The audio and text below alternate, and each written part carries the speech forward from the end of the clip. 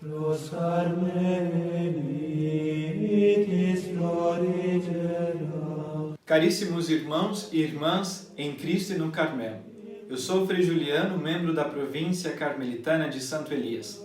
Com o intuito de ajudar a quem decide intensificar a vida de oração, ou até mesmo a quem tem dúvidas de como rezar, como conversar com Deus, estamos apresentando uma série dividida em 4 pequenos capítulos sobre os 4 graus da oração em Santa Teresa de Jesus.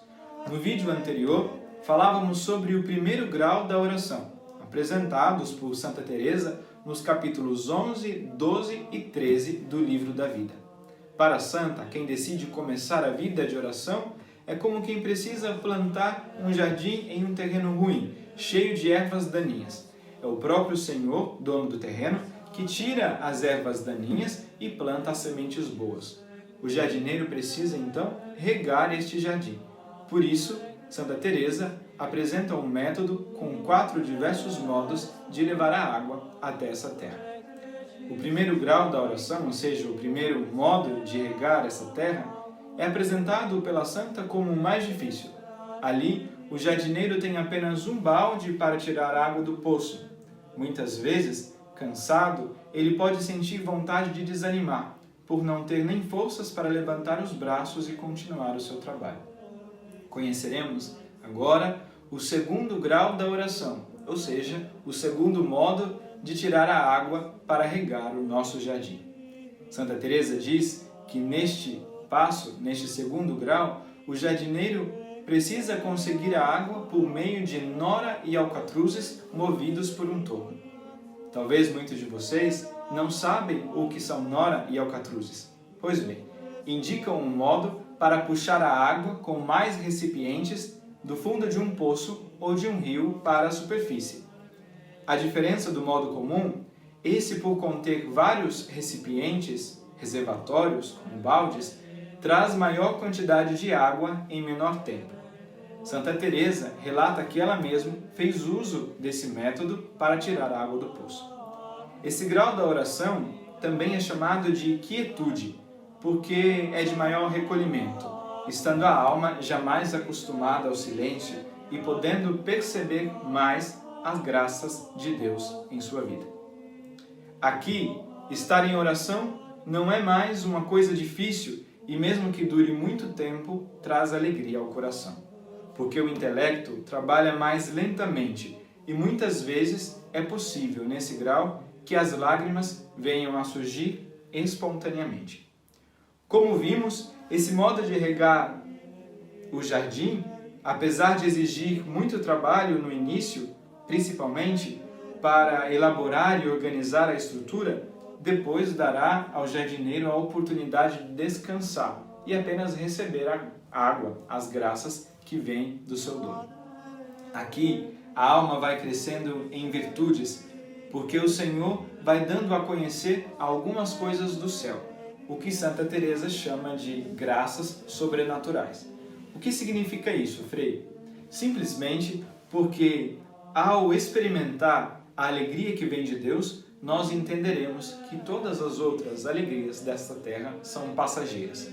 Entenderemos que tudo nessa vida passa, riquezas, poderes, honras, prazeres, e que nada nesse mundo poderá nos satisfazer totalmente. Deus quer mostrar que está tão próximo de nós que não precisa mais de mensageiros, ou seja, não precisamos nem ao menos pronunciar as palavras, porque Ele é capaz de entender o simples movimento dos nossos lábios. Com mais água, certamente, a terra seca germinará muitas virtudes, coisas belas, mas em um certo ponto o jardineiro pode ter uma decepção ao ver que não existem mais flores. O verde do campo pode começar a secar, faltar um pouco de água. Isso porque o dono, ou seja, Deus, pode podar as plantas, cortar os galhos das árvores. Isso pode causar sofrimento, mas será aí que o jardineiro vai entender que nada é mérito seu. E ele precisa da água que vem do Criador para regar o seu jardim. Se continuar ali, mesmo em meio às dificuldades, aos problemas, cuidando daquilo que sobrou, certamente as flores voltarão a brotar. Santa Teresa fala neste grau da imensa misericórdia de Deus para conosco, porque apesar de tanto amor, de tanto cuidado, percebemos que Deus nos ama tanto e voltamos a ofendê-lo. É preciso sempre ter diante dos olhos a cruz, como no primeiro grau. Afinal, é o convite do próprio Jesus: pegue a cruz e me siga. Nesse grau cresce o amor sem interesse e egoísta. Quanto maior a graça, mais entendemos que não possuímos nada. A alma se torna humilde, forte, disposta a tudo. Mas também nesse grau existe um problema: o perigo desse grau é que, tendo a alma alcançado graças tão grandes que nunca tinha experimentado, muitos podem pensar como Pedro, que ali é o lugar onde devem permanecer para sempre. Não se movem com medo de que aquele momento possa escapar. Santa Teresa diz que alguns não querem nem respirar. Coitados, diz Santa Teresa, porque como não dependeu deles chegar até esse grau, também não dependerá deles até quando essas graças devem durar.